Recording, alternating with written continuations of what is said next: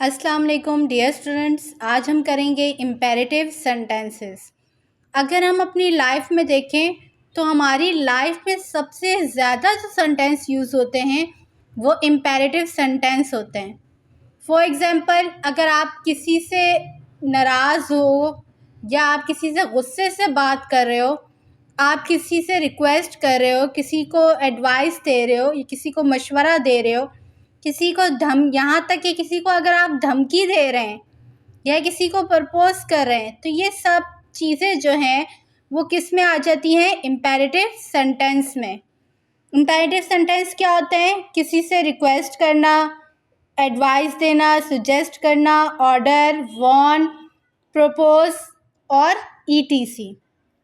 तो imperative sentence वो होते हैं कि अगर आप किसी को कोई ऑर्डर दे रहे हो कि भाई हाँ ये काम करो, या आप बच्चों को बोलते हैं ना कि शोर मत करो, तो ये आप उसको क्या दे रहे हैं? हुक्म दे रहे हैं।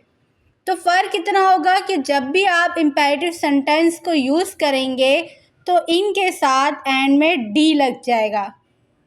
किसी के साथ डी लगेगा, किसी के साथ ED लगेगा। और दूसरी चीज़, जब भी इन्वर्टेड कॉमास आएंगे सिर्फ इम्पेरेटिव सेंटेंस में, हम उन कॉमास की जगह टू लिखेंगे। जैसे पिछले सेंटेंसेस में हम क्या कर रहे थे? इन्वर्टेड कॉमास हटा रहे थे तो क्या यूज़ कर रहे थे? डेड। लेकिन यहाँ पर हम इन्वर्टेड कॉमास हटाएंगे तो क्या यूज़ करेंगे? टू। इसी तरह अगर कोई नेगेटिव सेंटेंस आ जाता है, फॉर एग्जाम्पल किसी में डू नॉट यूज़ हो रहा, जैसे हम कहते हैं ना डोंट मेक अ नॉइज़, तो वहाँ पे क्या यूज़ हो रहा है? Do not. तो जब भी इम्पेरेटिव सेंटेंस में कोई भी नेगेटिव सेंटेंस हो, तो जाहिर सी बात है नेगेटिव सेंटेंस होगा तो वहाँ पे क्या यूज़ हो रहा होगा? Do not.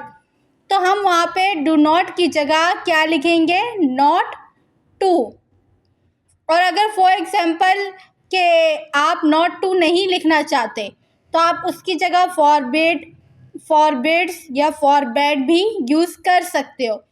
अगर आपने कहीं पे सेंटेंस में फॉरबिड्स या फॉरबैड यूज़ किया है तो आप वहाँ पर उसके साथ नॉट नहीं लगाओगे, क्योंकि ये वर्ड जो है खुद जो है अपने अंदर एक नेगेटिविटी रखता है। तो किस तरह है वो आगे चल के आपको एग्जाम्पल से पता चल जाएगा, लेकिन ये चीज़ जहन में रखिएगा, जब भी आप किसी भी इम्पेरेटिव सेंटेंस में फॉरबिड्स या फॉरबैड का यूज़ करेंगे तो वहाँ पर आप उसके साथ नॉट नहीं लगाएंगे। एग्जाम्पल देखते हैं। The teacher said to Ali sit down. Teacher ने अली से कहा कि बैठ जाओ। अब टीचर जो है वो अली को क्या दे रहा है? ऑर्डर। तो आ जाएगा द टीचर ऑर्डर्ड। मैंने कहा था ना, जो ये हमारे पास जितने भी वर्ड्स हैं इसके साथ हम किसी के साथ डी लगेगा या किसी के साथ ED लगेगा। तो सेड टू की जगह क्या आ जाएगा? The teacher ordered Ali. Inverted commas हटाएंगे तो क्या आ जाएगा? टू। बाकी सेंटेंस सेम रहेगा, सिट डाउन। एक और एग्जाम्पल देखते हैं। He said to me. उसने मुझसे कहा ब्रिंग अ गिलास ऑफ वाटर, के पानी का गिलास ला दो या दे दो। तो अब ये क्या है? हुक्म दे रहा है। तो क्या होगा? ही ऑर्डर्ड मी।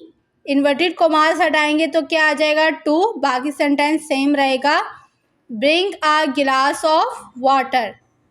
अगर ये सेंटेंस इस तरह होता, ही सेड टू मी, उसने मुझसे कहा प्लीज़ गिव मी अ गिलास ऑफ वाटर, कि प्लीज़ मुझे पानी का गिलास दे दो। अब यहाँ पे वो ऑर्डर नहीं दे रहा आपको, यहाँ पे वो आपसे इल्तिजा कर रहा है, रिक्वेस्ट कर रहा है। तो ये सेंटेंस आप कैसे बनाएंगे? He requested me to give. अब उसने क्या था? He said to me. तो यहाँ पे मी का क्या हो जाएगा? आई है, तो आई के लिए हम क्या, क्योंकि ही की बात हो रही थी तो यहाँ पे क्या आ जाएगा? हिम अ गिलास ऑफ वाटर। तो सेंटेंस की आप जो है कंडीशन को देखकर जो है आपको पता चलेगा कि वो ऑर्डर दे रहा है, रिक्वेस्ट कर रहा है या क्या कर रहा है। अच्छा, ही सेड, उसने कहा, कंसल्ट अ डॉक्टर, कि डॉक्टर से रुजू करो। अब आप ही किसी को क्या दे रहे हैं, सुजेस्ट कर रहे हैं, मशवरा दे रहे हैं, तो क्या आएगा, ही सुजेस्टेड मी। अब यहाँ पर जो है हमने ऑब्जेक्ट अपनी तरफ से लगा ली क्योंकि वहाँ हमारे पास कोई ऑब्जेक्ट नहीं था और ये चीज़ लास्ट में थी। हमने लिखा ही सुजेस्टेड मी, इन्वर्टेड कॉमास हटाएंगे तो क्या आ जाएगा, टू कंसल्ट अ डॉक्टर। इसी तरह एक और एग्जांपल है, he said to his friend, उसने अपने दोस्त से कहा, डोंट स्मोक, कि स्मोकिंग नहीं करो। तो अब ये उसको क्या कह रहा है, एडवाइस दे रहा है ना कि गलत चीज़ें नहीं करो। ही एडवाइज्ड हिज फ्रेंड। अब यहाँ पर डू नॉट की जगह क्या आ जाएगा, नॉट टू स्मोक। आप चाहें तो आप इसको इस तरह भी बना सकते हैं, he forbade his friend to smoke. अब यहाँ पे हमने नॉट का यूज़ नहीं किया क्योंकि फॉरबेड बात एक ही होगी कि वो अपने दोस्त को स्मोकिंग से मना कर रहा है। अब एक और एग्जांपल देखते हैं, ही सेड टू आयशा, उसने आयशा से कहा, डोंट प्लग द फ्लावर्स। तो अब ये यहाँ पे क्या हो रहा है, वो ऑर्डर दे रहा है, he ordered Ayesha, do not की जगह क्या आ जाएगा, not to pluck the flowers. तो आई होप आपको इम्पेरेटिव सेंटेंस का कॉन्सेप्ट अच्छे से क्लियर हो गया होगा। तो अगर आपको मेरी वीडियो अच्छी लगे तो प्लीज़ मेरी वीडियो को लाइक, शेयर एंड सब्सक्राइब ज़रूर करिएगा। Thank you. अल्लाह हाफिज़।